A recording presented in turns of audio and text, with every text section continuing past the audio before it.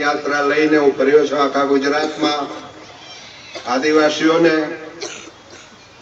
અને બક્ષી પણ ઓબીસી અલ્પસંખ્યક લોકોને આજ દિન સુધી આ દેશની અંદર આઝાદીનો કોઈ ફાયદો થયો નથી।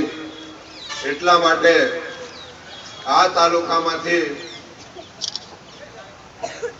આદિવાસી અને બીજા લોકોનું સંગઠન બનાવીને આ અવાજ આખા દેશમાં જાય એ જાતની આ લડત હું કરવા માંગુ છું।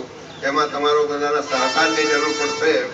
એક દિવસ આ ગુજરાતમાં અને 5-10 વર્ષની અંદર ગરીબોની સરકાર આ દેશમાં આવવાની છે, એને કોઈ રોકી શકવાનું નથી। એ તમારે સમજી લેવાની બાબત છે, કારણ કે આટલા બધા અત્યાચાર જે દેશની અંદર થયા છે, રાજમાં થયા છે, અનેક જાતની યોજનાઓ લાગુ કરી, પરંતુ શિક્ષણનો